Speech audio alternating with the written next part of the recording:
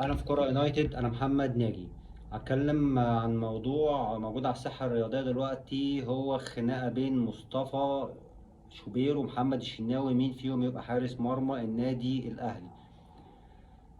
في البداية لاحظ وخليك عارف ان الاعلام دايما هيصدرها ان دي حاجة اللي عليها هيت دلوقتي في النادي الاهلي، وان دي المشكلة الكبيرة، وهي الحاجة اللي عايزة لها عناوين وعايزة متابعة صحفية. هتحسسك ان هي كأنها حاجة سيئة بتحصل، او يديك انطباع ان دي حاجة سيئة بتحصل جوه النادي الاهلي. خالص خالص، هي مش كده خالص. دي من الحاجات الحميدة اللي بتحصل في الكورة، ان يبقى في تنافس بين اتنين لعيبة هما في نفس الفريق. اللي طالع كسبان من القصة دي كلها هو النادي، ومفيش حد في الطرفين هيطلع خسران لو النادي أدار الموضوع كويس وكل واحد فيهم أدار الموضوع كويس. يعني مش لازم فيهم واحد فيهم يطلع خسران والتاني هو اللي هيقف، لا، ممكن الاتنين يبقوا كسبانين. ازاي؟ برضه هوضحها في سياق حديثي وانا بتكلم دلوقتي، هحاول اوضح وجهة نظري اكتر. نسترجع الاول اللي حصل كده. ان محمد الشناوي كان حارس النادي الاهلي فترات طويله، وبعد كده حارس منتخب مصر من اول كاس العالم لما عصام الحضري ما بقاش جول كيبر. على فترات طويله جدا اثبت محمد الشناوي ان هو احسن واحد في مصر يقدر يبقى جول كيبر، وعنده الثقه والخبره وعنده مواصفات كتير الصراحه. مش منها الصفات القياديه الصراحه، برغم ان هو يعني كابتن الفريق يعتبر، او بيشيل شارة الكابتن. ممكن هو من كباتن المنتخب كمان، بس هو ما عندوش مواصفات الكابتن الصراحة. شوية مهزوز، شوية عنده سوء تقييم للموقف وسوء تحكم في أعصابه، ويتدخل أحيانا في حاجات صغيرة يبقى فاكر إن هي دوره وهي أصلا مش دوره، والحاجات اللي هي دوره يسيبها أو يعملها غلط يعني. وحاجات مش عايز اخش فيها في تفاصيلها كتير عشان ما يبانش ان انا بهاجمه، انا مش بهاجمه. بس هو يعني باختصار ما عندوش المواصفات القيادية. ليه بقولها؟ هو مصطفى شوبير مش بينافسه في الحتة دي، بس ليه بقولها؟ لان هو يعني لو هنعمل مقارنة كده فنقطة على السريع كده، واضح ان مصطفى عنده ثبات انفعالي اكتر من محمد شوبير، من محمد الشناوي قصدي. ممكن دي تبقى ميزة ملحوظة يعني للبصة الأولى كده بين مستوى الاتنين. تلاحظ الميزة دي لصالح مصطفى شوبير. طيب، دلوقتي الموقف فيه كذا وجهة نظر وكذا شخص مستفيد او كذا شخص انفولفد متداخل في القصة دي. النادي الاهلي، محمد الشناوي، مصطفى شوبير، الجمهور، الاعلام طبعا بالنسبة له دي فرحة. زيط هيقعد زايط فيها. خناقة الجول كيبر في النادي الأهلي هتفضل شغلاه شوية ويقعد يصدرها كأنها حاجة عليها هيت. تمام؟ فده الإعلام.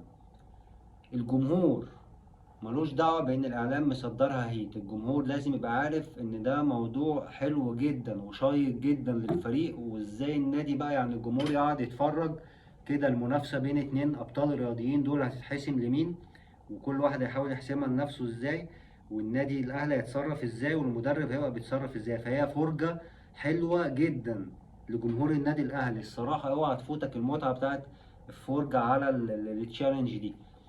ما تخليش مثلا الاعلام يوجهك لحته انت تبقى متنرفز او متغاظ، او تحاول مثلا، اوعى تحاول تبقى انت في طرف لعيب ضد طرف تاني.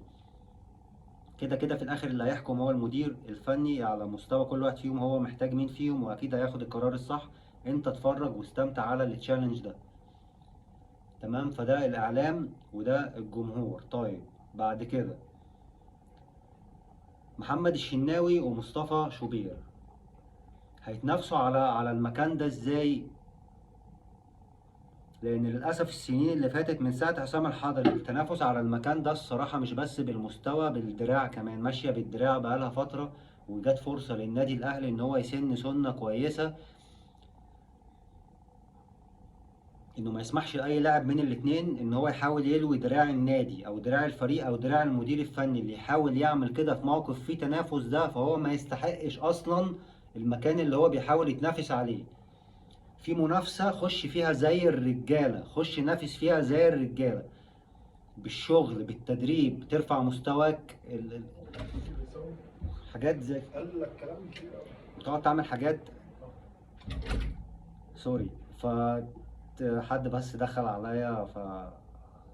يعني نرجع تاني لمرجوعنا، هتنافس منافسة تبقى راجل، تبقى قدها، تخش في المنافسة دي بمجهودك، ترفع كفاءتك، ترفع مهارتك، ترفع سرعة رد فعلك، تبين في التمرين ازاي انت بتعمل الحاجات دي كلها، تضيف مواصفات شخصية ليك، تبذل مجهود بالطريقة دي في الشغل. دي منافسة بطل رياضي يخش يتنافسها. انما لا، انا عايز ارجع انا اقف انا جون، ماليش دعوة، يا اما همشي يا اما ده انا جالي عقود، ده انا وقفت جنبكم، انا كنت جدع لازم تردوا لي. مفيش حاجة اسمها كده اصلا الصراحة. واللي يعمل كده يخبط دماغه في الحيط ايا كان مين هو. والجمهور لازم يبقى فاهم كده كويس، مش يجي مثلا لعيب يلوي دراعي ولا يقول لي ده انا رفضت عرض من السعوديه عشان اقعد معاك. ما كنتش ترفضه يا عم.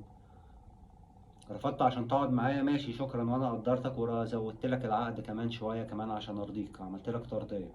فالعلاقه كانت دايما في الماضي انت بتستفيد والنادي بيستفيد، مفيش حد دلوقتي ليه فضل على حد. موقف منافسه عايز انت تاخد حقك فيه، اتنافس برجوله في الملعب، في التدريب. اللي يحاول فيهم يلوي دراع النادي او يجي كده لا انا هلعب كده لان دي سنه هم متعودين عليها من ايام الحضري. كان الحضري بيلعب عافيه وكان بينجح اوقات بالعافيه دي، كان بيعمل اللي هو عايزه. غلط. تلوي دراعنا هتقعد بره، هنعرف الجمهور انك بتحاول تلوي دراعنا وهتتعاقب باللائحه، هتتعاقب لحد ما نبيعك وتتحسب على الوسط الرياضي ان انت سيء التصرف، ما عندكش سلوك رياضي كويس، ممكن تأذي الفرقه. فالنادي الاهلي هيدير المنافسه دي مع المدير الفني.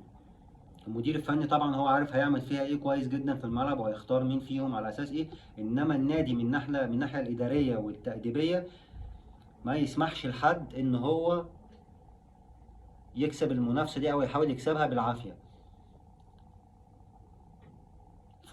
فرصه يغير كل اللي حصل السنين اللي فاتت، اللي خلى الشناوي بيجي دلوقتي بيحاول يلوي دراع النادي، ان هي حصلت قبل كده في الانديه وفي المنتخبات وكانت بتمشي وبتنجح في مركز حراسه المرمى ده بالذات.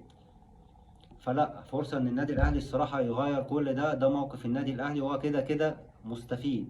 سواء ده اللي وقف سواء ده اللي وقف، النادي الاهلي مستفيد. حتى لو واحد فيهم لو بوزه وعايز مش عايز يكمل، هيجي له عرض عالي على مصطفى شوبير لما تبيعه مثلا دلوقتي غير لما تبيعه من سنة او سنتين. محمد الشناوي حارس منتخب مصر تقدر تلاقي له عرض كويس يعني.